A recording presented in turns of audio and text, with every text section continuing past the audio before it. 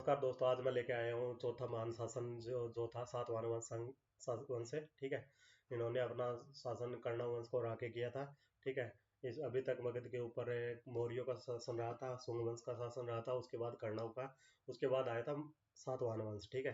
सातवाहन वंश से सबसे पहले कर्ण वंश को हराया, उसके बाद मगध के ऊपर अपना शासन स्थापित किया। और कब और कैसे आया वो अपनी टॉपिक रहेंगे। राजधानी और शासन क्षेत्र, प्रमुख शासक और प्रशासन और व्यवस्था कैसी थी इनकी। ठीक है। सातवाहन वंश कब और कैसे आया। ठीक है। मौर्य और कर्ण वंश के पतन के बाद दक्षिण और मध्य भारत में एक शक्तिशाली वंश उभरा, सातवाहन वंश। ठीक है। इसकी स्थापना की थी शिमुक ने, समय 60 ईस्वी पूर्व, दक्षिण भारत का दक्कन। ठीक है। डिटेल इसके, सातवाहन वंश 230 ईस्वी पूर्व से 220 ईस्वी पूर्व मौर्यों के बाद दक्कन में उभरा एक प्राचीन राजवंश था जिसे हम आर्य वंश भी कहते हैं। ठीक है। और इसकी स्थापना सिमुक ने की थी, जिसने शक आक्रमणकारियों से संघर्ष करते हुए दक्कन को एकजुट किया और अमरावती, ठीक है, कला, भूमिदान और प्राकृतिक पाली भाषाओं को बढ़ावा दिया। ठीक है। इनके प्रमुख शासकों में गौतमी पुत्र, सातकर्णी, हाल शामिल थे। ठीक है। और इनकी राजधानी प्रतिष्ठान थी। ठीक है। इंपॉर्टेंट क्वेश्चन इसमें से अभी तक जो हमने पढ़ा ऊपर, उनमें से जो इंपॉर्टेंट क्वेश्चन बनते हैं वो ये है। सातवाहन वंश की स्थापना किसने की? शिमुक ने। सातवाहन वंश की कब और कैसे आया? इनकी स्थापना की थी शिमुक ने, और इनके समय आया था 60 ईसा पूर्व। राजधानी और शासन क्षेत्र, अंदर वंश। ठीक है। राजधानी और शासन क्षेत्र था इनका महाराष्ट्र, तेलंगाना और आंध्र प्रदेश, मध्य भारत के कुछ भाग है। ठीक है। सातवाहन वंश को आंध्र वंश भी कहते हैं। ठीक है।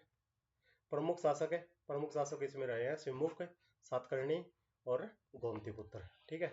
वशिष्ठ पुत्र इनका मतलब माँ के साथ में नाम ऐड करते थे। ठीक है। इन्होंने सातवाहन वंश ने में जो सिमुक थे, इन्होंने कर्ण वंश का अंत किया और सातवाहन वंश की नींव रखी।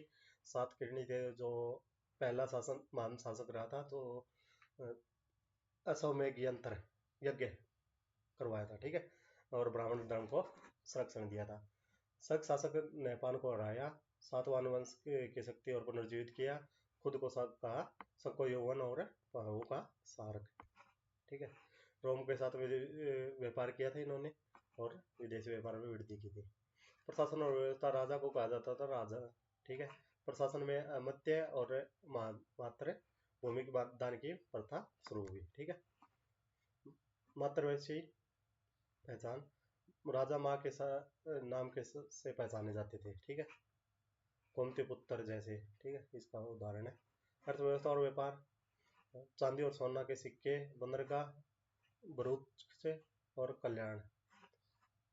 ठीक है। धर्म और संस्कृति, ब्राह्मण धर्म का संरक्षण, बौद्ध धर्म के समर्थन में स्तूप बनवाए, नासिक और कारले, अमरावती। ठीक है, स्तूप स्थापित किए जिन्होंने। कलावधि लगभग 60 ईस्वी पूर्व से 220 ईस्वी तक है, और करीब 300 वर्षों तक शासन। कई जगह भी 400 वर्ष भी दिया हुआ है। सातवाहन वंश का पतन है, उत्तर में शक्तिशाली हुए, अंदरूनी कमजोरियां थी, अंत में वंश बिखर गया। ठीक है।